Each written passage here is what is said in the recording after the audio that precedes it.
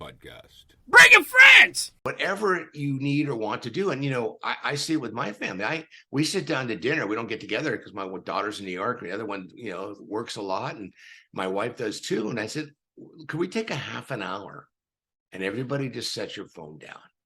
And it's funny watching their faces like, well, you're okay.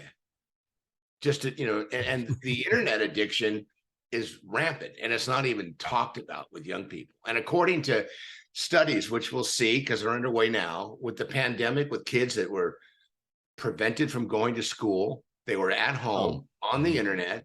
And that's why I think we're seeing this huge explosion of acting out and inappropriate activity. I just read there was a report 2 weeks ago, 97% of America suffers from some mental health issue.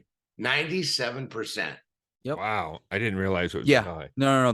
It was on the UN had something on their website, I believe. And also who else was it? I know what he's talking about, Jesus. And what I'm hoping to do, I want to meet the 3%, see what the hell they're doing. Because I don't bro, how are you raw dogging life, right? You know what? Tell me what you're doing. Let's bottle that. Dude, how are you raw dogging life and not doing so? It's so funny you say that. I had a psychology professor back in Puerto Rico, and I can't remember his fucking name now. And he was a big Frodonian guy.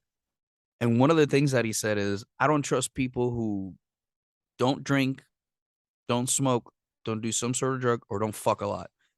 And I was like, why? And he goes, how are you raw dogging life without having some sort of coping mechanism? And I was like, I don't think those are coping mechanisms. Yeah, like an out.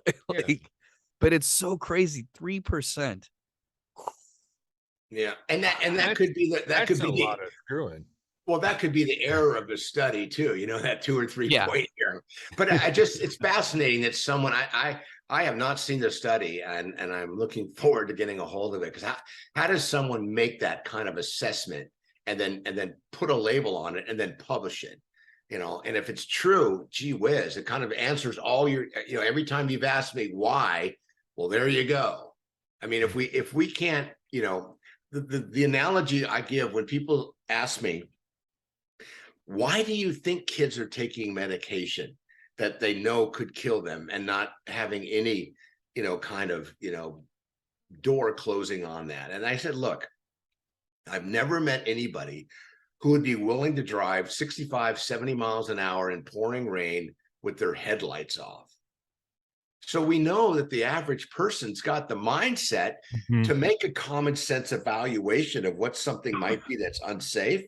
Yeah. But why does it happen? And what's interesting, I just heard, can you imagine going on a long trip in a motorhome with me with the kind of information I have? It could get very depressing.